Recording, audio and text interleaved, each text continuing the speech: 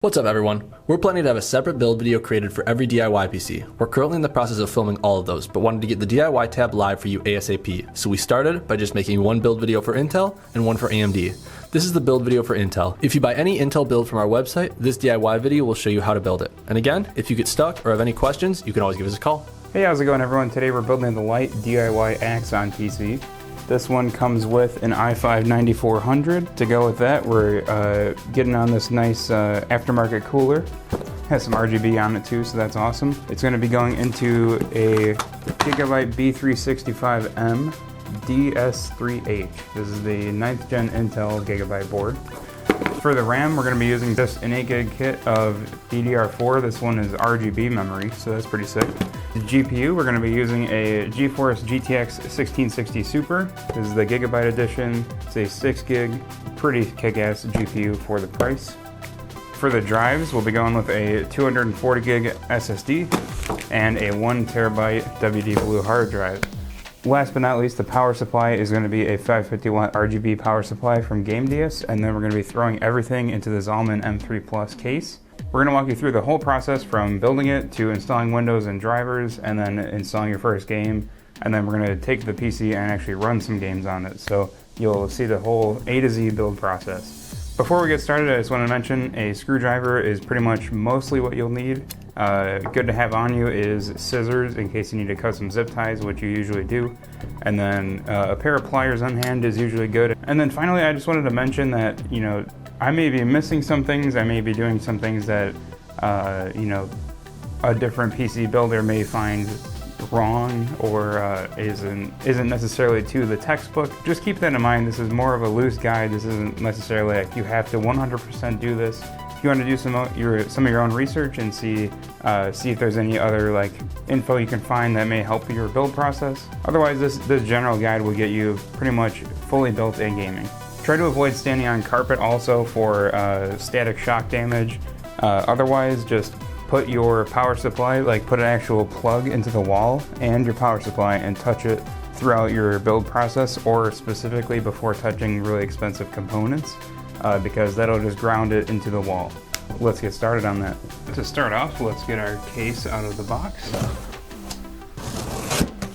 It's usually a bit easier to get these out when you just hold them upside down and wiggle them out. Hold the case in with your other hand while you lower it down. Get it upside down. And then I got the handles out of the sides. Take the foot side off. Okay, let's get our two panels off. The Zalman M3 is the thumb screws, and then you just pull the glass off. Keep this in a good area. I usually just put it right back into the PC box along with the foam. Let's take the back panel off as well. Also put that into my box.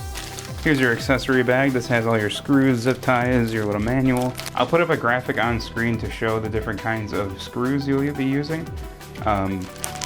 There's one for your motherboard, one graphics card and power supply type things, and then there's one that's meant more for drives. So I'll put that up on screen so you know the difference. So the main thing I'm going to do in here is pretty much just move these front panel connectors to the back. Your actual front panel like power switch, and then USB 3, audio, USB 2. Just get those all to the back so you can route them later. And then our motherboard standoffs are already installed, so we don't have to actually screw around with any of those. We'll go ahead and get your I/O shield into the back now that we just have an empty case. So in your motherboard box, you'll have your I/O shield. Alright, so take your I/O shield out of the packaging. It goes like this with the circular audio ports facing down. There's a little ridge on it. The more flat side goes on the inside of the case. I put like one of the corners in first, or I at least try to aim it to get a corner in. Pop in the other side, pop in the top. We're all in, and there is your I/O shield installation. Now, for now, we're done with the case. So now we're going to use the motherboard box as an anti-static workspace and to get your CPU and your RAM installed. Alright, so I forgot to show this part on camera, but this little plastic deal will be in this guy, and you just have to pop the latch back, out and up, and then pull it back. And then this guy you just take out of the metal bracket there, But always keep this on hand, because if you need to ever like RMA your motherboard, you need to put this back into the board. So first thing we're gonna do is install our CPU. Now, if you see on camera, actually, there's like these black and gray designs in the motherboard. And then on the socket, this triangle actually corresponds with the triangle on the CPU. So when you're installing it, you'll see the gold triangle on it. So here's our i5-9400F. And then you can see in the bottom right, there's that triangle, and that corresponds with the gray one on the board. So it only goes in one way, so I just like to lower it down. And then for Intel, since the pins aren't on the CPU, I always just give it a little wiggle back and forth just to make sure it's sitting down. Put the latch under that little screw in the bottom there, and then push it down and put the little retaining arm under that little part. And then now your CPU is installed. So we're gonna handle the RAM right now. Here's our snazzy XPG RGB RAM. Stuff's pretty awesome. Now on this board, you have to, if you're not using 4 sticks, you need to follow the diagram on the board, you know, for a dual slot configuration. On this motherboard, it's these 2 gray dim slots. So now on the RAM, you can see that there's like a little indent in the middle on that. The indent is a little bit off center one way, and that corresponds with the little notches on the actual dim slots themselves. So they only go in one way. Just line it up, so see that one would be wrong. And then you just basically lower it down into the actual RAM DIMM. Push it with both fingers. And when you hear the latches close, then you know it is fully seated. Do that for the other stick. So for the cooler, it's pretty straightforward. On this particular one, you just take, depending on the actual build you're gonna be doing, will determine the cooler. So just when you ever get the cooler, just check if there's instructions and follow those if you have a different cooler, but this should cover it generally for everybody. So it comes with a bracket and then the actual Intel hardware, and it's conveniently labeled Intel on there. And then it comes with the cooler itself and the white RGB fan. So gently lifting your motherboard on some points that you know for sure you're not going to break, so like little plastic bits, and just, you know, just be gentle with it. You want to line up this Intel bracket with the CPU mounting holes already on the board. On this particular one, it says wherever this little clip is for which socket type it is. So currently we're on 775 for the socket type, so you want to move the plastic bit down 1 to Intel 1155.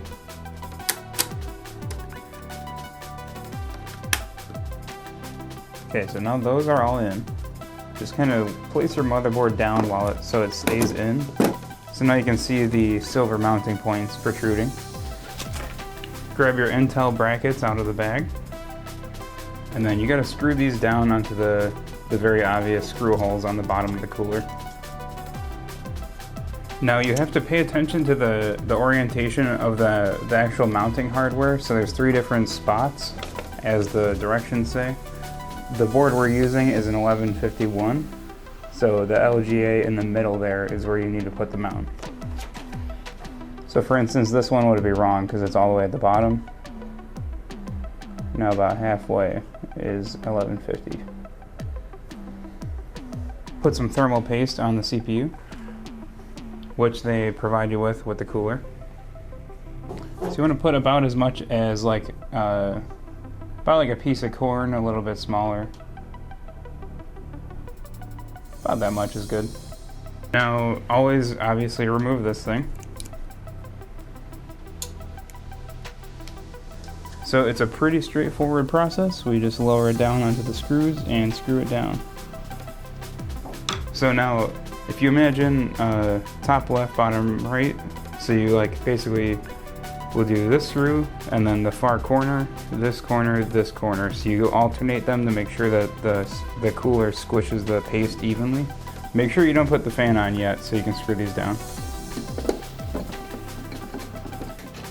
Okay, now that everything has some tread on it, you can tighten it down in the same way I was talking about.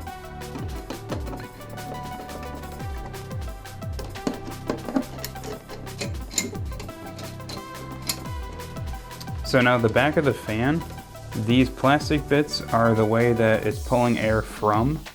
So you want to basically place that on the cooler to be pulling cold air in from the front of the case and then out the back. The way they set this up is you get the fan, you get these little bracket pieces. You put the hooks of the bracket through the middle part of the fan like that, and then it hooks around the cooler. Last thing we have to do for the cooler is plug in the CPU fan header. So I was actually wrong. We do have to put in one motherboard mount, and it's in this bottom hole here. We just had to move this one up one space, so the bottom two are even. As you can see, this is where pliers come in a bit handy. To install our motherboard in the case, you can hold it by the cooler. It's also easier to do this whole step while the PC is laying flat on the table, but just for demonstration purposes, I'm gonna leave it like upright like this. So the aim of the game is this matches up with the silver IO shield we put into the case earlier. So you just want to align it with the motherboard standoffs in the case and the IO shield in the back of the computer. Now while I'm holding the whole board up and lined up with the motherboard mounts, I'm just gonna start one of them, but not tighten it down all the way. So now the board is held in place at least. And we can get our other 5 screws down.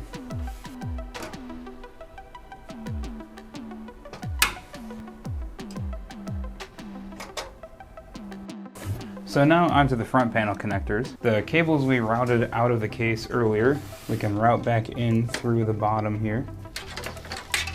Okay, so as you can see, we routed everything except for the USB 3.0 out of the bottom hole here. So we'll put our HD audio connector on. That's that guy in the bottom left. Yeah, so one of the pins is missing and the actual HD audio connector pin is missing, so it lines up one way onto the board. You just slide it on. Same for the USBs, it's just missing a corner on the actual connector, so there's a pin missing on the header conveniently, and you line it up. So now for the front panel, I'm not going to go too in-depth on this because there's actually a diagram on the bottom of the board, and your board may be a little bit different than this one. So as you can see, it labels each connector piece that you need to place on here. So the far bottom right out of the 8 possible pins here is going to be reset switch. On top of reset goes power. Right to the left of reset goes hard drive LED. And then above that goes power LED plus and minus. And it should look like that in the end. Last piece of the front panel puzzle is the USB 3.0. This has an indent on the top of the plug, and there's also an indent on the plug that you connect it to, like the actual header on the board. So it only goes in one way. It's a common theme on PC. Just slide that guy onto the board. So here's where we're going to put our SSD. So just unscrew that guy, pull this out. So basically how you want to screw the SSD down is the SATA port little gold connectors you want towards the back of the case. So in this case it's that way. We're going to just put the SSD over the top. And then on the underside, it'll line up to some screw holes on the bottom of the SSD, so just screw in 4 of the motherboard screws into this.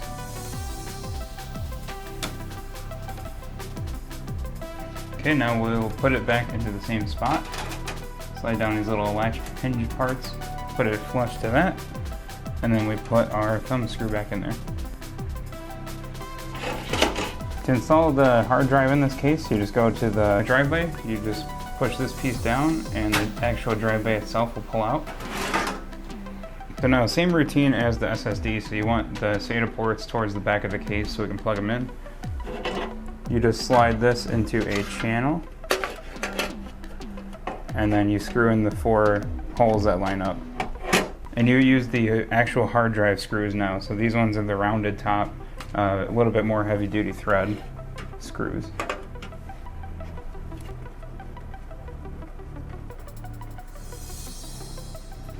Now that all 4 are screwed in, slide that guy back in there. Additionally, at this time, I'm going to take our SATA cables from the motherboard and plug these into the SSD and the hard drive.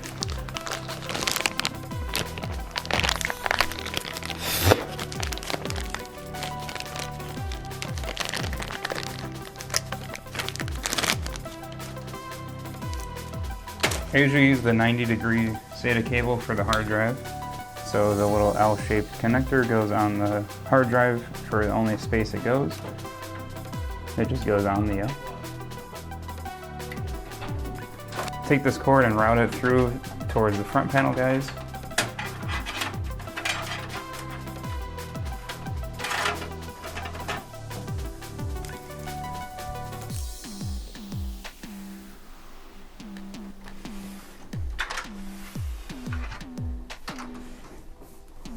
And then also plug in, it goes in the same way as the hard drive, but it's a little bit harder to show you at this point in time with this case.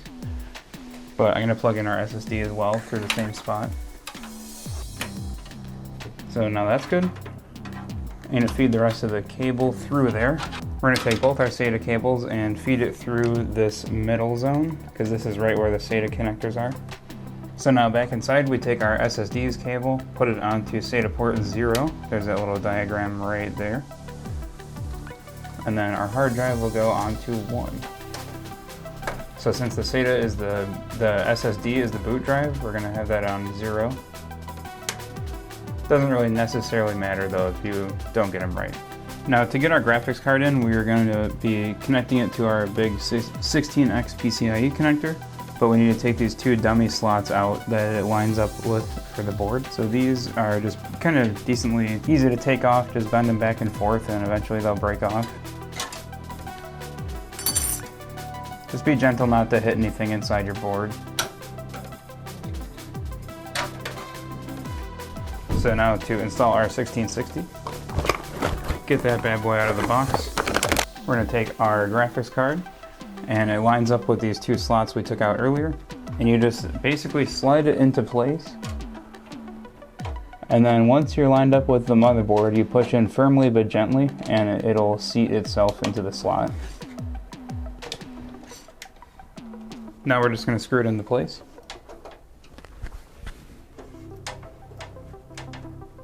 Now the final piece of the puzzle is your power supply, so take that out of the phone. If you see this little vent, this is the intake side, so the fan goes down onto that. So imagine this is the back of the power supply. You want the fan down on that vent.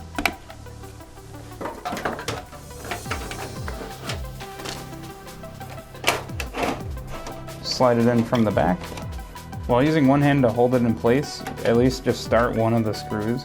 And then we're using the big power supply hex top type screws.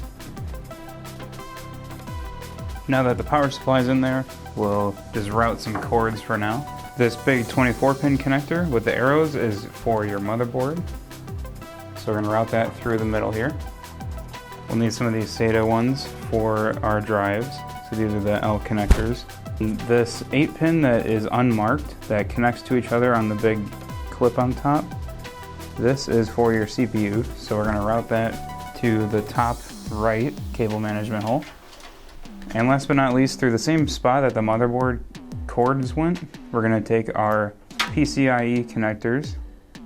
They're labeled over there, PCIe. And we're gonna put those through where the motherboard connectors went. We're gonna plug in our 24-pin motherboard first.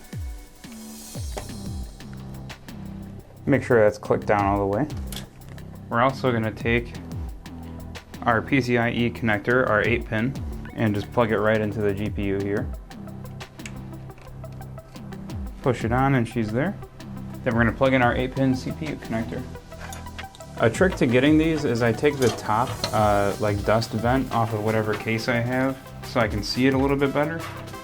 And then I basically, since the cord is split into 2, I'll just put on 1/2 at a time and it just makes it much easier. While we're still in the front of the case, I'm gonna power on our SSD. We already got the SATA data port over there, so all I need to do is power it now. So feed a power connector through. If you're having issues with this, you can always do this trick. Power connector goes right next to the other SATA port connector. Last thing I have to power on in here is hard drive. So take one of these L SATA connectors and just plug it in. Okay. So this connector powers all of your fans and the LEDs in the front of the case. So take one of these 5-pin Molex connectors, This controls all your fans in the case, so just plug it into the bottom of that. Be kind of gentle with these. And then now it's pretty much just time to cable manage. So what we're going to do is, number one, this case has a power supply shroud, so you can't see it from the front of the case. So we're just gonna take all our extra cables, pretty much stuff them down here. So those are just kind of nice and out of the way now, for now. So the main goal of cable managing is you just want A, your computer to look nice, and B, you just want your case to close.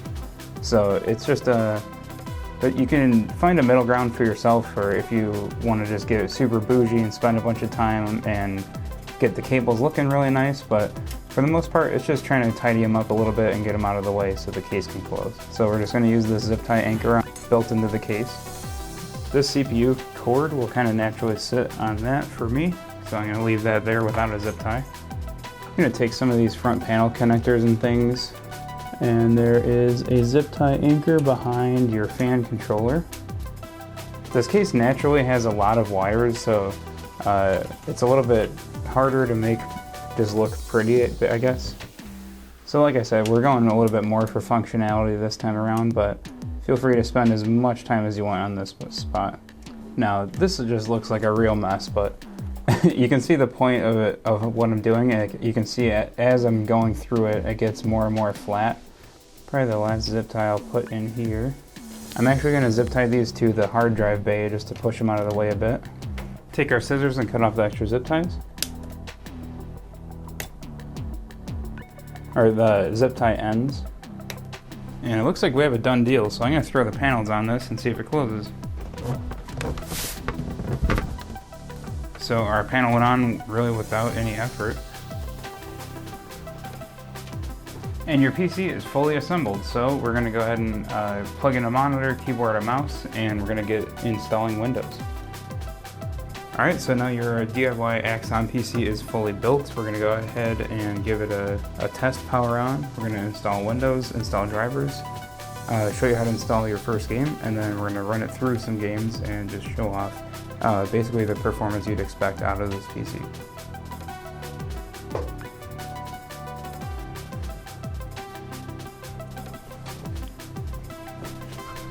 Alright, so take the provided Windows USB stick and plug it into the USB 3 on the top of the computer. You can also use the back if it's more convenient for you. Alright, and since there's no Windows on any of the drives, it'll just boot to our USB stick so we can install Windows.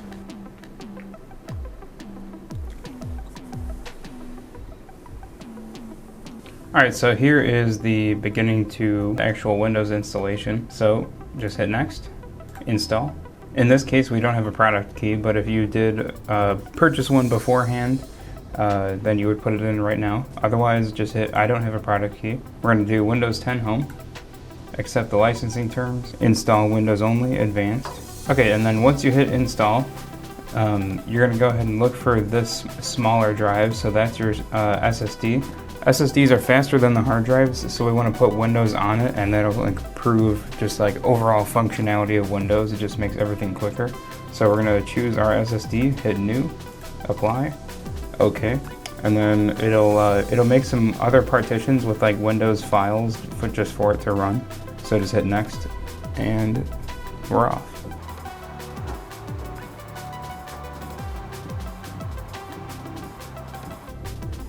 Alright, so at a certain point it'll just restart by itself, and then you get to here. We're going to leave it as United States, hit yes. Obviously just skip that one. I left the Ethernet cable out because if you have it connected to internet while you're doing this, it'll force you to sign into an actual online Microsoft account, and I just don't want to do that at the moment. So I'm going to do I don't have internet, continue with limited setup. If you did have internet in and you just wanted to put an actual Microsoft account in, then obviously this step is a little bit different for you, but for now we're just going to put admin as our name. And then if you don't want a password, you leave this blank and hit enter. You can pretty much just hit enter until the end now, and we'll get to the desktop. We landed on our desktop, so I'm going to go ahead and plug in our Ethernet cable now. And pretty much the first matter of business is you want to get all of your Windows updates. So this includes like random miscellaneous like net fixes and like whatever else your system needs to run. It's just always good to have your Windows updates installed. So to get there, you can just go right here to your search bar and just search up updates, check for updates. Brings you to this screen, and then now we should find a few drivers, maybe something for our motherboard, some net stuff, some background Windows files. That all will just start downloading here. As you can see, it's going. It'll also get our graphics driver automatically, but I will also show you how to get the most recent from the actual website. So I'm going to let these install and come back. I'm going to actually show you how to get the graphics card driver manually, because sometimes, for instance, NVIDIA will release like the game ready drivers, and that's like a little bit more up to date than Windows will list. So just go to any sort of browser or search engine, but do yourself a favor and get Chrome. Search up 1660 Super drivers. And then you just want to use the actual NVIDIA. You want to use the actual NVIDIA website, and here it'll be. Alternatively, you can download GeForce Experience, and that'll be like an actual program, and it'll say, you know, get game ready drivers, install now. You click it and it runs, and that's it. It makes it pretty straightforward, but for the purpose of showing you right here, I'm just going to download the actual just driver it lists. All right, while that's downloading, we're going to initialize our other hard drive. So if you go to File Explorer, you'll see we only have our C drive here. You alternatively could have activated it or made a partition when we were actually installing Windows in that screen. But right here, we're going to go to Disk Management. It's going to be this black unallocated 1 terabyte drive. Right click it, New Symbol Volume, Next, Next, Next, Next, Finish. And then you should see it arrive in our File Explorer, so now we can access it. While we're in here, we're going to hit New, Folder. We're going to put Games. So this will be so we can actually install most of our games onto the higher amount of storage hard drive. So our driver is ready to keep installing. You just hit Next, OK. Alright, so right here you can actually get GeForce Experience. When you're installing the driver, it'll ask you if you want it optionally, but I'm going to opt out for now just because we're just showing you how to do this here. It literally will just run through this and install the most new up-to-date driver, and that'll be it. So once that finishes, we'll just leave that to be finishing while we start installing a game. So for right now, we're going to install Call of Duty Modern Warfare probably. That is on the Blizzard launcher, so you go to Battle.net for that one, battle.net. So now if you wanted like Counter-Strike or different sort of indie games and stuff like that, that'll be on Steam. And then Fortnite will be on the Epic Games launcher, but COD is on Blizzard. So you just do the drop down, go to Downloads, Battle.net Desktop App, Download for Windows. So there you can see our graphics driver finished while we were doing that. So you have to restart to, I guess, activate it or, you know, like load it into your, you know, system while it's running. So we'll just do restart later though. We'll restart in a second. So now let's run Battle.net. We're gonna actually leave the Blizzard app on the C drive. So just leave that as is. All right, and then right here you would just hit create a free Blizzard account if you didn't have one, but I'm gonna sign into mine.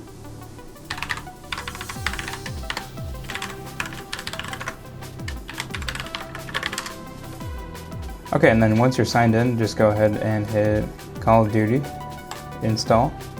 So when you get to this screen, specifically on Modern Warfare, if you don't have any interest in playing Campaign or Spec Ops, I recommend unticking these because it saves a lot of space on your hard drive. We're going to do change folder for the install location. This PC, hard drive, games, Blizzard games, select, start install. And that is how you install your first game. I'm going to install this Counter-Strike, or this Siege and Fortnite, and then we're going to play that right now, and that'll be the end of the video. So the first game we're going to run it on is Modern Warfare, since we just installed it. I'm just going to play a match of gun game and just put in some highlights real quick just to show it off a little bit. Then we're going to move on to Siege. Now this is on like what I would describe as medium graphics. There's like, they don't really do it clean cut for Call of Duty, but I did a mix of like some low, some normal, and some high. So it's about in the middle of the road for graphic settings.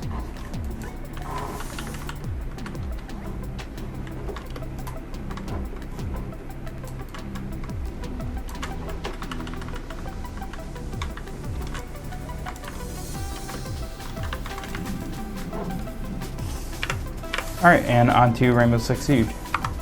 So for Siege, we're just set to overall quality of medium, and we're just running the benchmark.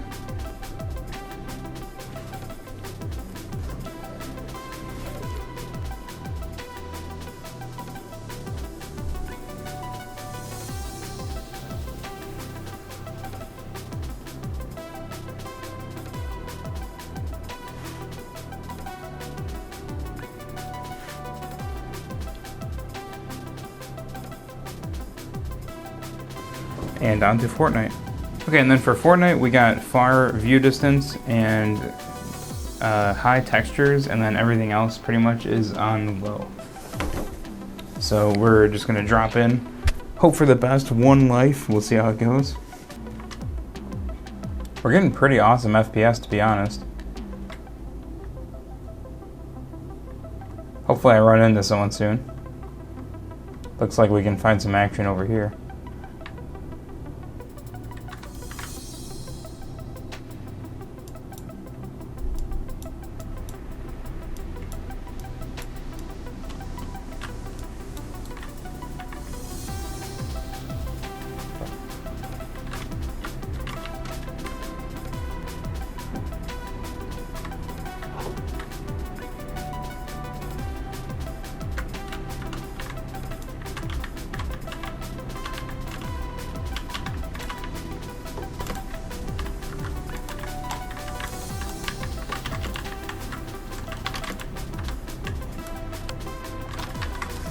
Alright, I hope you guys all enjoyed. If you run into any issues with your PC at all, feel free to give us a call. We have some skilled techs on hand to assist you the rest of the way if you end up getting stuck. And I hope you have a good one.